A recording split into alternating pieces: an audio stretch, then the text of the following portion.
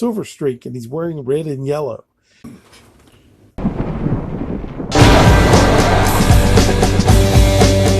Coming to you from parts unknown, it's Vance Capley talking comics, graphic design, and art. Sit back and enjoy tonight's episode. Hello, Vance Capley, VanceCapleyArt.com here. Recently, I've been going back and looking at this Bearman comic I'd done, Bearman, the Grizzly Bearman character of mine. It was on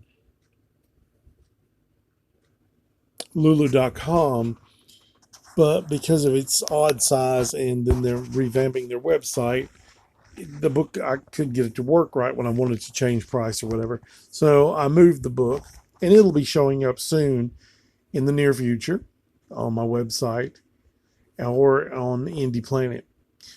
But in that book, I have a team up between the Grizzly Bearman, the grandson of the original Daredevil, and the grandson of the original Silver Streak. And it got me thinking, you know, instead of doing their grandsons, let's just go in a different direction and think something more futuristic. Also, I've always been kind of antsy about that name, Silver Streak, and he's wearing red and yellow. And I understand in the 1940s when they were making comic books, they were just like popping them out as quick as they could. Sometimes the colorist didn't know what the artist wanted, and the artist had no idea what color to color it, so you would have that issue. Now, I would think Lee Gleason, the guy who published this, Jack Binder's character Silver Streak, I would think that he would have the foresight to tell the colorist, pick red, use red. If it gets kids' attention, they'll buy it. And Silver Streak shows up in issue 3 of Silver Streak Comics. And in his first appearance, he doesn't really have a costume. Second appearance, he gets his costume. And he's super fast. He wears these special shoes that have like tiny suction cups on them, so he can run up walls, across ceilings, whatever. Also, the cool thing about Silver Streak is that in some appearances in his comics, he could fly somewhat. So I like that idea too. But I wanted to, besides the version I have in my Grizzly Bearman book, I wanted to do a version that's more futuristic. So here is my futuristic version of Silver Streak. So I took the racing car motif from the first story, and I changed it up quite a bit. So it's a futuristic car race in my version. And there is an alien who has crashed on Earth who keeps attacking, this alien monster who keeps attacking these space car racing cars, these futuristic racing cars. And the space monster is just the noise of the cars. It just messes it up. It destroys everything. So the person who's sponsoring our hero's racing car, aka the Silver Streak racing car, crashes from the attack from the monster.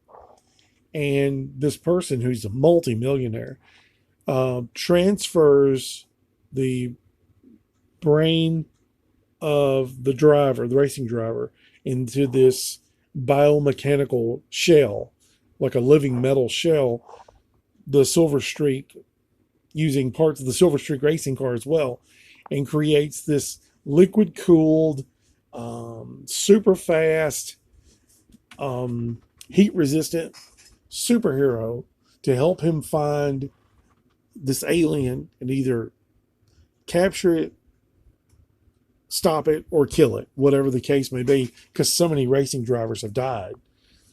And so the adventure begins in this futuristic version I come up with. If you'll notice, he's wearing silver, henceforth the name Silver Streak. Also, if you zoom in on the light blue, you'll see little tiny circuits and stuff to kind of let you know, yes, this is a machine guy. I give him a human face. I thought about covering it. Then I thought, no, I want to show that he's still human. You know, even though he's in this biomechanical armor or body or whatever you want to call it. So I wanted to have expression and emotion. And since it's biomechanical, he can feel things like human skin. Like we have the ability for touch and feel, so he can feel heat and cold and all this stuff. Even though his body can withstand great temperatures because of his ability to run at high speeds. The liquid cooled part, I got the idea when I went to see a computer being built a few years back, and Lynn Brown was building it, and I saw that liquid cooled, and it stayed in my mind. The computer, and I was like, well, use that in a superhero. So I've got the liquid cooled running through him right there. So I figured that'd be kind of neat. And so it's pretty much the same idea, the same story, except it's in a futuristic setting, And I thought it'd be kind of fun to play with the science fiction kind of element. Also, we don't ever learn this guy's name, so I think I'll stick with that. I don't think I want to, maybe his memory after the car crash, his memory got wiped and he doesn't even know who he is. So it'd be kind of a nice little nod. And I don't know if I'll introduce a kid sidekick or a bird sidekick, because Silver Streak had both. He had a kid called Mercury or Meteor, I forgot which it is, and a bird called Whiz. And I don't know. I mean, that's cool back in the day, but, if you're going to do like a futuristic sci-fi story, with superheroes and you want to kind of get away from the kid element, because you're wanting to explore this character more. And not that I'm saying it wouldn't be for kids. I definitely make it where kids can enjoy it. Don't get me wrong, but having the kid sidekick thing is not something I want to do with in my version of it anyway. But that's all I got for you today. Please go check out Monster Magazine number 8, available at INDYPLANET.com. It's our Godzilla issue.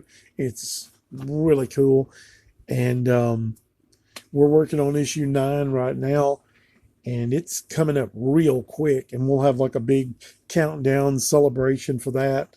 And as we get closer to that time, I'll let you know more about that. But right now, I just need to get back to work. This is something that's been on my mind for a while. And this is kind of a drawing I did, I think, January or February, somewhere in time, when I did this. So I just thought I'd share it with you guys.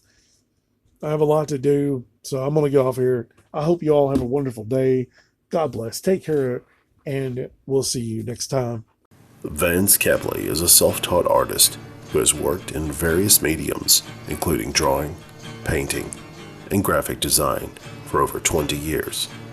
He now has his designs here on TeePublic. Old school, unique, stylish. He is also available to help you with your original TeePublic designs. Make sure you visit Vance Capley Art 1972 at teepublic.com. You'll be glad you did.